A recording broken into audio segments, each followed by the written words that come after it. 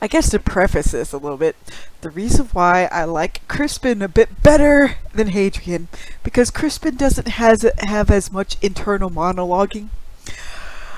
Oh, and yes, for some people, it's based on their preference. The reason why Hadrian engages some people is because they do enjoy the internal monologue. My eyes usually glaze over a little bit, when the character goes into his more excessive, will he, won't he, kind of like debating the internal merits of X, Y, or Z. Again, the biggest reason why I'm keeping up with Sun Eater and keep on going is because the general mysteries around Hadrian interest me more, and his side cast actually interests me more than Hadrian himself. So that's the reason why, in the end, with the Lesser Devil, yeah, I enjoy a character that's more straightforward, like Crispin. Yes, Crispin can be an ass. Yes, he puts his foot in his mouth. But overall, the grand scheme of things, Crispin, underneath it all, has a better heart than he thinks he does. And honestly, I like his dynamic with Sabine, and he actually learned from the mistakes he made with Hadrian. And what I had also enjoyed about the Lesser Devil was the fact that Kyra kind of gave a wink and nod, like, yes, I'm part of the reason why your brother was able to escape. You'll have to ask your mom about it. But it also dead ass confirmed that it's like, Kyra really wasn't enamored of Hadrian. More like she was enamored of Hadrian's mom. Like, okay then. But I think it was rather interesting that she had a much more cordial relationship with Sabine, like a mother-daughter kind of thing, because it also showcases the fact that, man, the Marlowe parents really, unlike say when people make comparisons to Dune. See, in Dune you could tell Duke Leto Atreides and Jessica adored Paul. They loved Paul. You could see that with every action they took. The flip side with Sun Eater is they're definitely emotionally absentee parents. Like, they give their kids, all the tools they need to learn and do that sort of thing, but they're not there quite emotionally for their kids. Which is why with Lesser Devil it was kind of surprising to see old Alistair there give a damn, at least one iota, especially showing some physical affection to his daughter with that hand on her head. I think I'd have to go back and reread it just to make sure, but that even shocked Crispin to a point where it's like, wait, did that old goat actually what? He actually gave someone some affection? What?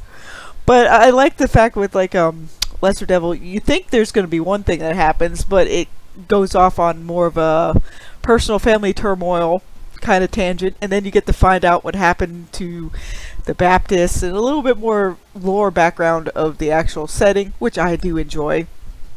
Again, my favoritism when it comes to characters is I'd rather have them be a little bit more upfront.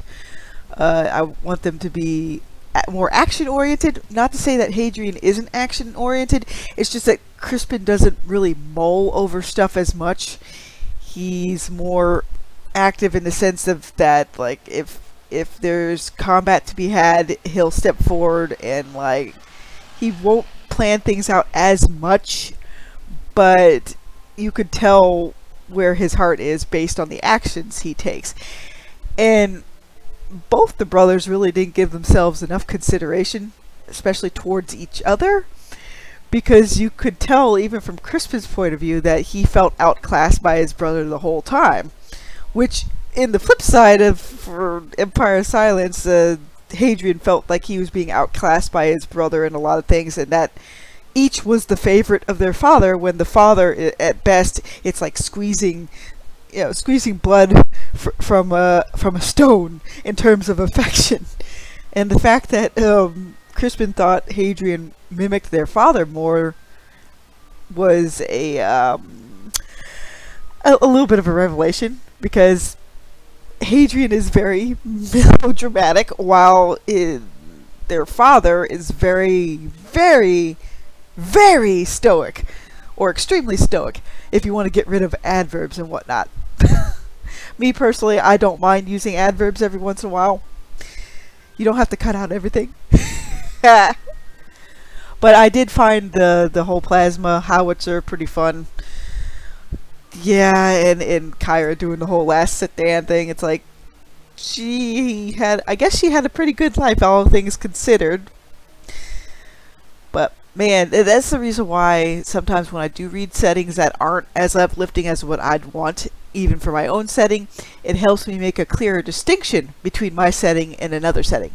Not to say that Sun Eater isn't worth it. It actually has a lot of cosmic and mystery angle that I do find interesting, and the meta angle that I find highly interesting. But it all comes down to what kind of characters the reader also enjoys. I guess there's enough people out there that enjoy a more Byronic kind of hero in Hadrian versus a more straightforward, hack and slash sort of setup like Crispin.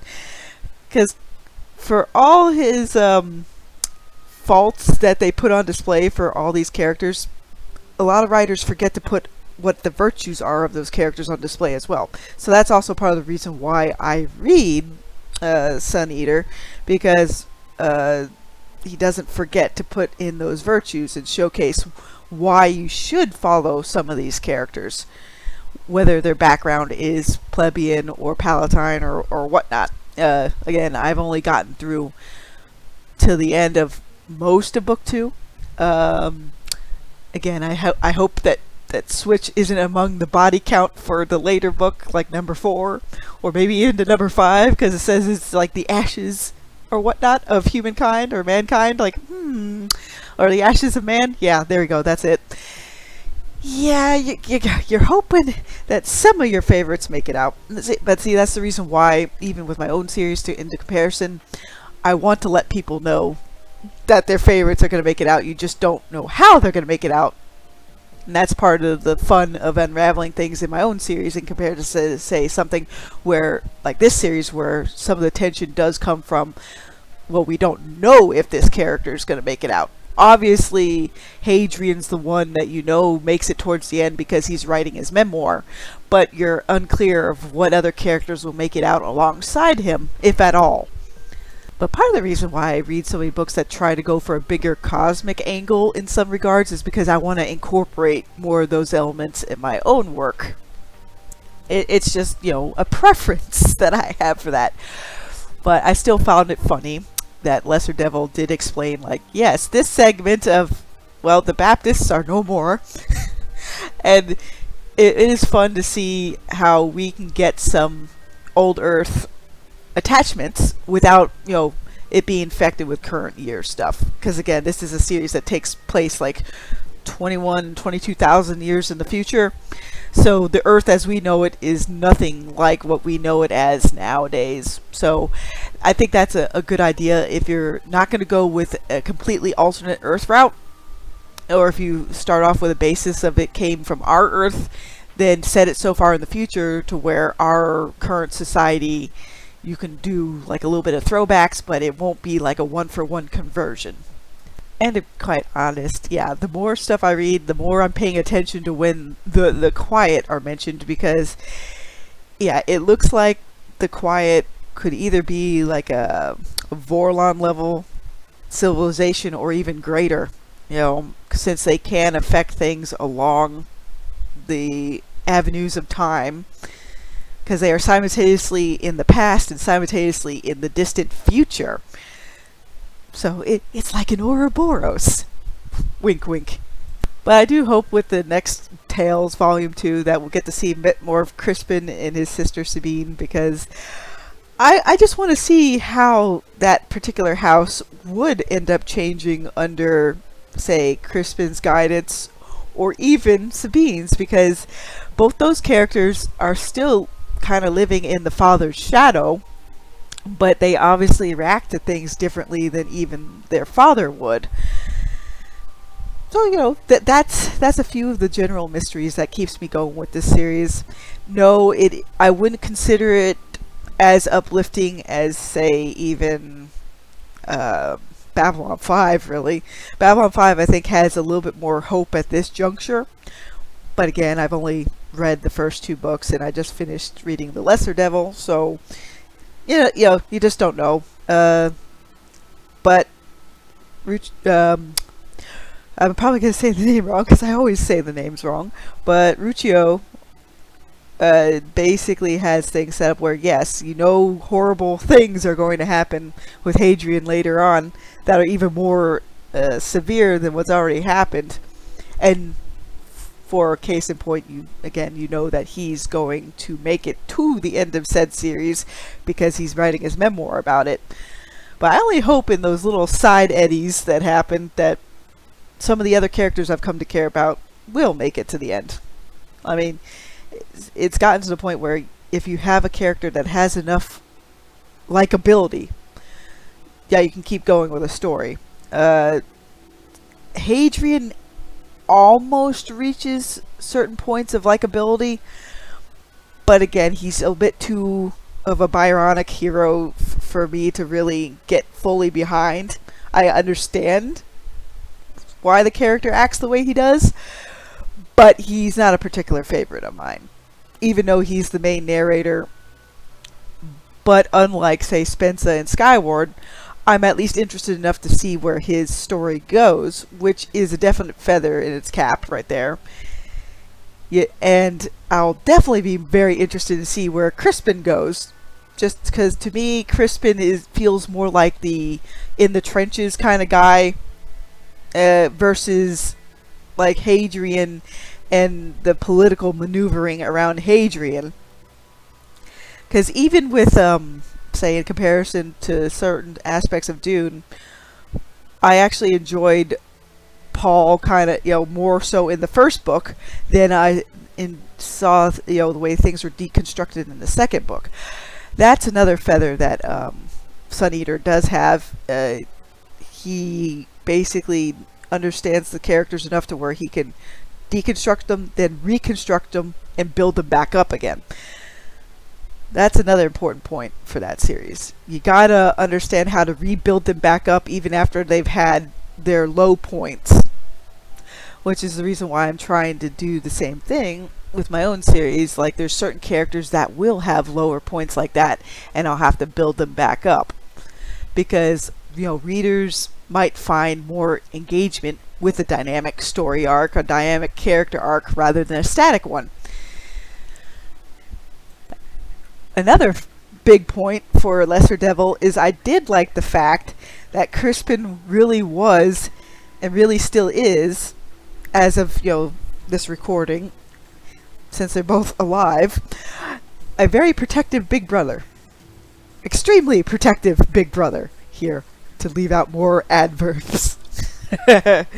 But it's refreshing to see in a story where Crispin isn't demasculized for wanting to protect his little sister, because if everything goes to pot, well, she'll be the last one left to really oversee the Marlowe family holdings and everything else. But more so than that, he just wanted to protect her, and it wasn't even about station or anything. He just wanted to be able to prove himself useful in some sort of regard, because earlier on in the story all the other characters were finding ways to use their skills, and he just felt like he was just a sore thumb out in the open, which could be further from the truth. I just find it interesting how both brothers will end up using their special swords. Swords! Yes! Crispin just tackles things from a more practical standpoint that I can appreciate a bit more than Hadrian. Again, it's all reader preference. I enjoy more action-oriented characters where they have a little bit more, not so much agency, but as in they are just more directly driven, because even early in Empire of Silence, it felt like more like Hadrian was just being pulled along. And then once you get to book 2, you're like, oh, well, he it's not exactly wrong. He is getting pulled in certain directions because of a certain cosmic entity. Whee! So there you have it. And, oh, and I also like the other nice little touch of, oh, look, they still had the old terraforming apparatus there. And you got to see a little bit more of that place's history with, let's see, what did the colonists or the villagers say? That place had been there they'd been there about 9,000 years, I think, in total, maybe not even on that planet, but, you know, immigrating in. That's still a lot of time, man. And it makes you wonder what else is hidden on Delos. So that's pretty good. You have enough story and world building where you can take something off into another direction and you can stay in that setting if you want to. Have a good day, buddy.